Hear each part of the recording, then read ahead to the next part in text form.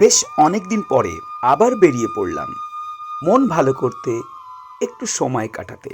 কোথায় গেলাম অবশ্যই বলবো। তার আগে আমার সঙ্গে থাকুন।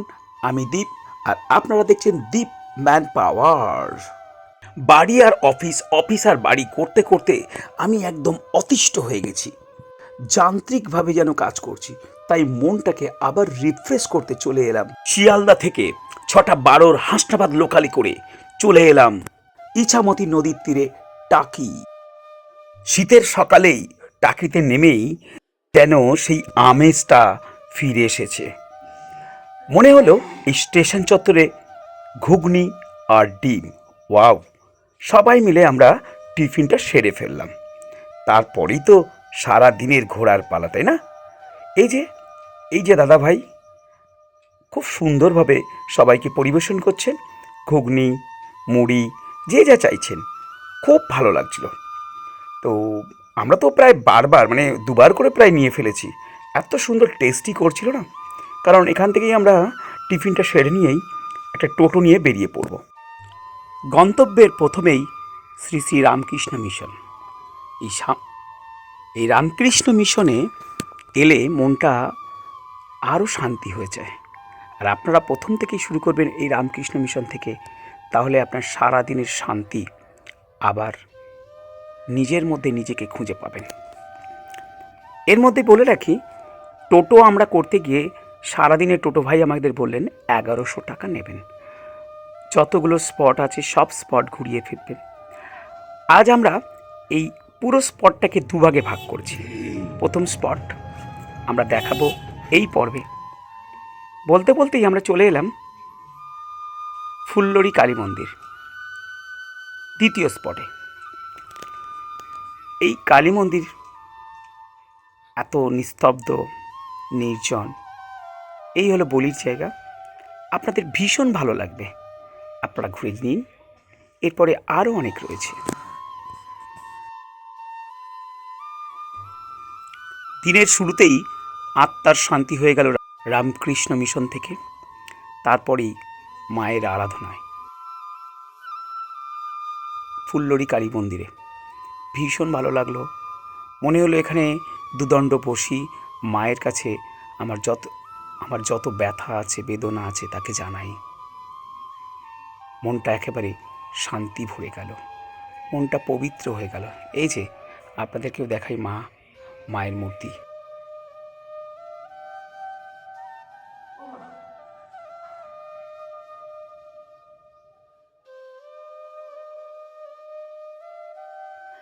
কৌশিক গাঙ্গুলির যে বিসর্জন সিনেমাটার শুটিং হয়েছিল, সেটা এই যে সেই বাড়িটা। বিসর্জন সিনেমায় যে জমিদার বাড়িটি দেখানো হয়েছিল ভারতের মধ্যে, মানে ভারতের মধ্যে যে বিসর্জন বাড়িটা, যে জমিদার বাড়িটা দেখানো হয়েছিল, সেটাই হলো এই জমিদার বাড়ি। ওই যে দূরে দেখতে পাচ্ছেন, এটাই হলো সেই জমিদার বাড়ি। এটাই হলো বিসর্জন সিনেমার সেই জমিদার বাড়ি। এটাও আমরা দেখলাম। অ্যাকচুয়ালি আমরা ফাঁকাতে এসছি, তো আজ ভিড় নেই, আজকে একটা অফ ডে। এইভাবেই আজকে ঘুরবো টাকি।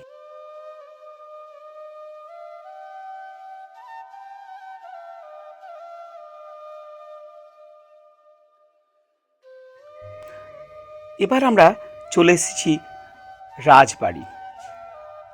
টাকির রাজবাড়ি সেই পূবের। আমরা আজকে এখানে খুব সুন্দর, কয়েকদিন আগেই মেলা হয়ে গেল, তাই সাজানো গোছানো এখনও রয়েছে। তবে এখানে ঢুকতে আপনার প্রবেশ মূল্য লাগবে। সেই প্রবেশ মূল্য দিয়েই আপনাকে এখানে প্রবেশ করতে হবে। টোটোওয়ালা ভাই আমাদেরকে এখানে নামিয়ে দিল। আমরা এই কাউন্টার থেকে, এই যে টিকিট কাউন্টার, এখান থেকে আমরা এই যে টিকিট সংগ্রহ করেছি। এবার আমরা ভিতরে ঢুকব। খুব সুন্দর, তবে তবে অগোছালো একটু আছে, জীর্ণ শীর্ণ হয়ে গেছে, সংস্কারের প্রয়োজন। অবশ্য সেটা আমার বিষয় নয়, আমরা দেখতে এসেছি, দেখে যাচ্ছি। চলুন দেখুন জমিদার বাড়ির সামনে যে পুষ্করণী, খুব সুন্দর, জল টলমল করছে, সানের ঘাট। ওফ, এগুলো দেখে যেন মনে পড়ছে পুরোনো দিনের সেই কথা। কিছু দোকান টোকান বসে। ওইখানটা একটা ভিডিও করো, চলো চলো। কবিতা আমি আগে রাজবাড়ি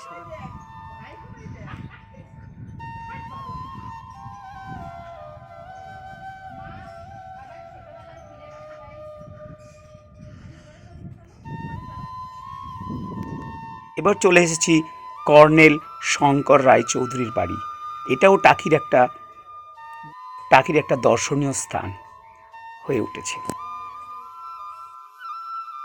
এই বাড়ির ঠিক পিছনে দুর্গা দালান দেখা যাচ্ছে, ওখানেও ঘুরিয়ে আনবো, তবে একটু অপেক্ষা করুন, সেই দুর্গা দালানে আপনাকে দেখাবো। দর্শক বন্ধুরা, এবার যে বাড়িটা আপনারা দেখছেন সেই বাড়িটা হলো গহনার বাক্স সিনেমায় যে বাড়িটার শুটিং করা হয়েছিল সেই বাড়িটার এই গেট এখন মোটামুটি এটাকে বন্ধই রাখা আছে। শুধুমাত্র দর্শনার্থীরা এসে এই বাড়িটিকে বাইরে থেকেই দেখবে, কারণ ভিতরে সংস্করণ করা নেই বলে বাড়িটা খুবই খারাপ অবস্থা, তাই ভিতরে কাউকে ঢুকতে দেওয়া হয় না। আমরা বাইরে থেকেই এই গহনার বাক্সর বাড়িটা দেখে নিলাম। এরপর আপনাদের দেখাবো এই যেখানে ওই বইয়ের যে মৌসুমী যেখানে যে ঘাটটা ব্যবহার করতেন, যে ঘাটে বাসন মাজতেন, সেই পুকুরটা, সেই বাগানটা আপনাদেরকে দেখাচ্ছি। আপনারা যেটা দেখছেন সেটা হলো ঠিক সেই গহনার বাক্সর সেই যেখানে ভূত সে যে পিছনে বসে থাকতো, আর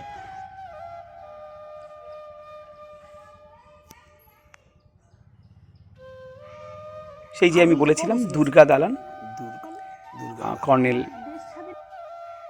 শঙ্কর রায়চৌধুরীর বাড়ির ঠিক পিছনে দুর্গা দালান, সেই দুর্গা দালানের অংশ আপনারা এখন দেখছেন। এটা হলো শঙ্কর রায়চৌধুরীর বাড়ি, আর এই হলো দুর্গা দালান।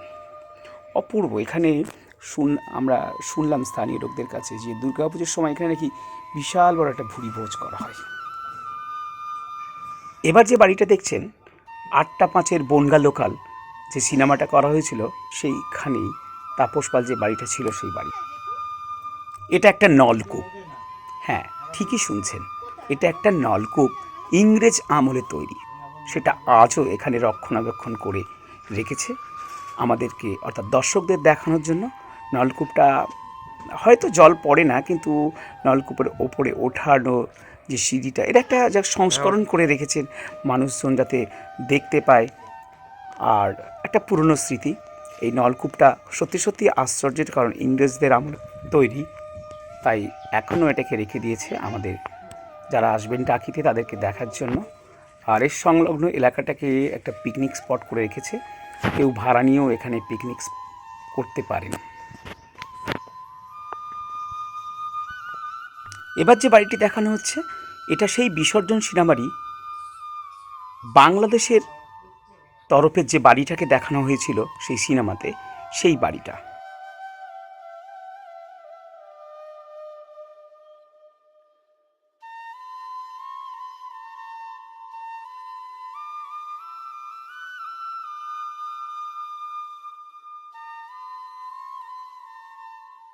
এইবার আমরা ঢুকছি মিনি সুন্দরবন, বহু আকাঙ্ক্ষিত সেই মিনি সুন্দরবন দেখব বলে এসেছিলাম। সেই মিনি সুন্দরবন, আমরা তো সকলেই প্রায় সুন্দরবন ভ্রমণ করেছি, কিন্তু মিনি সুন্দরবন দেখার একটা আলাদা আকর্ষণ আছে, কারণ এই সুন্দরবনের ভিতরে যতদূর যাওয়া যায় তারপর থেকেই কিন্তু নদী, আর নদীর ঠিক ওপারে আছে বাংলাদেশ। এখান থেকেই আমরা দেখতে পাবো, এখানে বাইনোকুলার দিয়েও আমরা দেখতে পাবো ওপারের বাংলাদেশকে। যেটা সুন্দরবনে অরিজিনাল যে সুন্দরবন আছে সেই সুন্দরবন এলাকায় আমরা গেলে এটা দেখতে পাবো না, যার জন্য এই মিনি সুন্দরবনের আকর্ষণটা আরও বহুগুণ বেড়ে গেছে। চারিদিকে গোলপাতার জঙ্গল, আর সুন্দরবনের মতনই পরিবেশ, বেশ ভালোই লাগবে। নারকোল পাতার মতন দেখতে, এগুলো নাকি গোল পাতা। যাই হোক, এরা স্থানীয় লোকরা বলছে এই যে ডান দিকে পাতাগুলো দেখতে পাচ্ছেন, এগুলো অ্যাকচুয়ালি নাম নাকি গোল পাতা। যাই হোক, এই যে গোল পাতা। তো আমরা মিনি সুন্দরবনের ভিতরে ঢুকে গেছি। গাছগাছালিতে ভরা আর পাখির যে কুজন, গাছগুলোকে বলা হয় ভালোই actually লাগে, গোলপাতা। খুব ভালো এটাই লাগে। হলো গোলপাতা। নারকেল পাতার মতন দেখতেই আমরা যেগুলোকে নারকেল পাতা ভাবি, এটা অ্যাকচুয়ালি গোলপাতা। তত যাচ্ছি একটা প্রাকৃতিক জঙ্গলের অনুভূতি হচ্ছে। এই যে লেখা আছে গোলপাতা, ন্যাপা ফুটিক্যান্স।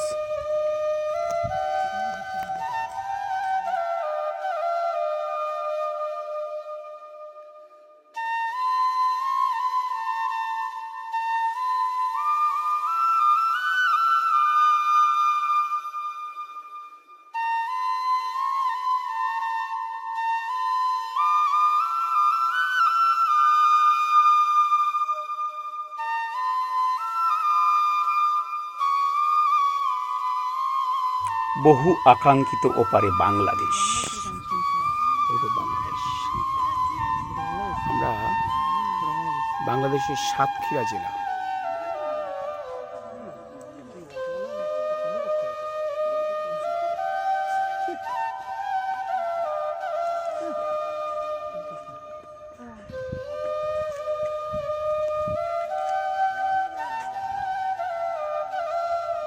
বাংলাদেশের ওই ওপরটায় ওদেরও মনে হয় একটা কোনো স্পট আছে এরকম।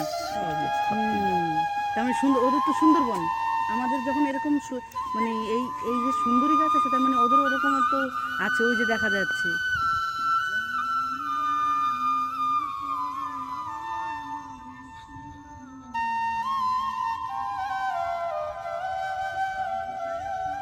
মিনি সুন্দরবন ঘোরা হয়ে যাওয়ার পরে টাকির একটা জাগ্রত শিব মন্দির।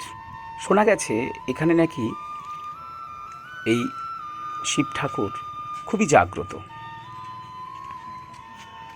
মনে ভালোবাসা নিয়ে, প্রেম নিয়ে যদি শিব ঠাকুরকে দর্শন করা যায়, আর এই যে সুদীর্ঘ দিঘি শিব মন্দিরের সামনে, কি বিশাল বড় দিঘি, এই দিঘিতে স্নান করে শিবের মন্দিরে যদি পুজো দেওয়া যায় তো মনস্কামনা পূর্ণ হয়। খুব সুন্দর লাগলো, খুব ভালোই লাগলো। তো আমরা বেরিয়ে পড়লাম আমাদের একেবারে অন্তিম লগ্নে, শেষ পর্ব, এই পর্বের শেষ জায়গায়। আমরা এবার দুপুরে লাঞ্চ করে নেব কর্পোরেশন যে একটা হোটেল আছে সেইখানেই। আবার দেখা হবে দ্বিতীয় পর্বে। ততক্ষণের জন্য বাই বাই।